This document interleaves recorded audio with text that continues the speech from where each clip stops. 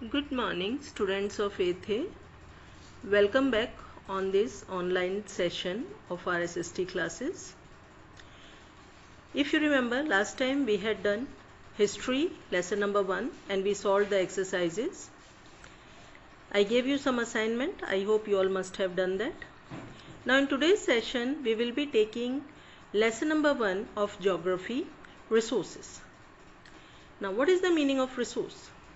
Resource means anything which is useful to us and has value. Now, useful to us and having value. Now, suppose I show you this small pencil and eraser.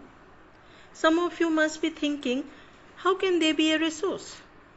Because many of you must be throwing a small pencil or eraser in the dustbin or here and there because you think it has become useless. But just think about that child or student who is not having a pencil or an eraser. For that child, both these things will be so valuable and useful. So, they will become a resource for that student. Now, next part of the resource, types of resources or how the resources are classified. Now, if you see, resources can be classified on different categories. Suppose we say general category, it can be natural, man-made or human beings. Natural means which are naturally found in the nature, like trees, plants, animals, etc. Man-made means buildings, statues, etc. And human being means we all know you, we all come into human resources. That is a general one. Now, types of resources. Resources can be classified into different categories on different bases. According to your book, now we will be seeing they are classified on the basis of origin, on the basis of distribution, on the basis of exhaustibility, and on the basis of level of development. Means 1, 2, 3, 4. Okay. On 4 categories they can be classified. Now let's see. On the basis of origin, resources are of 2 types, biotic and abiotic. Biotic. Can you make any connection? Yes, biology. And in biology what do you read? About all the plants and animals and life and all these things. Yes, so same way, biotic resources means the resources which we get from the living things like plants and animals, etc. Abiotic. Now opposite of biotic will become abiotic, means the resources which we get from non-living things like sand, minerals, etc. Now on another basis, on the basis of distribution. On the basis of distribution, resources are ubiquitous and localized. Ubiquitous, ubiquitous.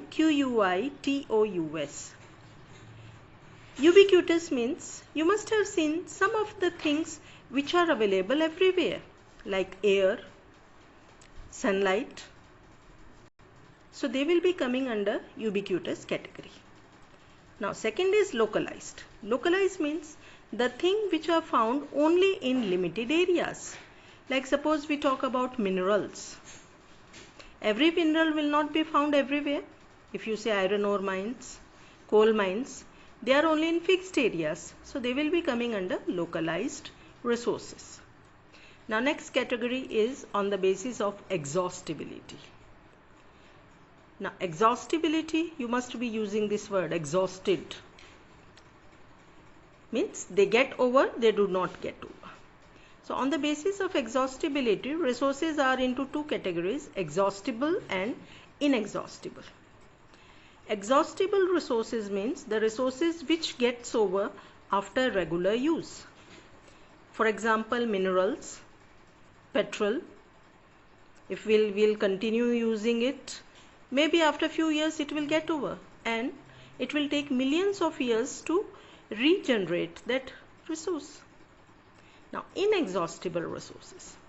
The resources which do not get over after regular use and can be replenished very fast. For example, solar energy, wind energy, etc. Okay, I hope you all must have understood.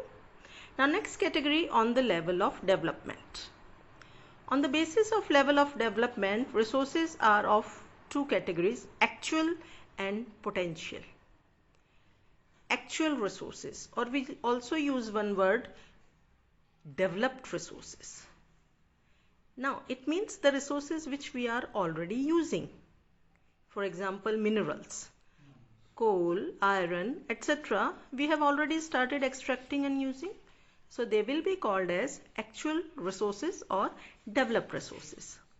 Now second category, potential.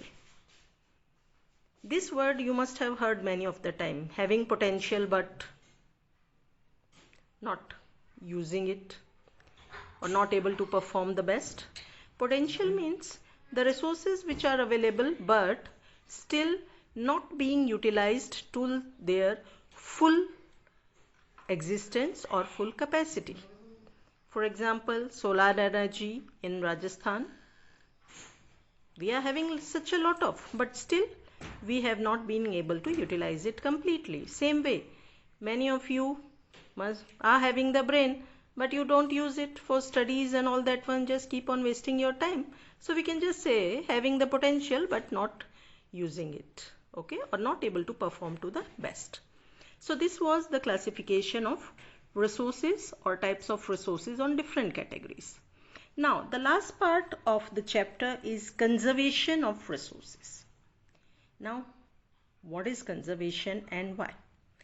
Conservation means keeping the resources for the future use or using the resources in a proper wise manner. Now why? Different reasons, suppose we say. First is for the economic development of the country or of the world, because they are limited in quantity. You cannot generate all these resources in a very short time period. It takes millions of years for certain resources like minerals, petroleum, or which we say mineral oil, and for the future generations. Just imagine, suppose we have utilized all the resources now only, nothing will remain for the future. So for all these things, we have to conserve the resources or use it in a proper or judicious manner. I hope you all must have understood. So this was our chapter, resources. Now let's see some of the resources found in our surroundings. You have to identify from which category they will be coming. This plant, it will come into which category? Yes, biotic. And now the vase or the sand which is filled up into this will be coming into abiotic resource. Same way, if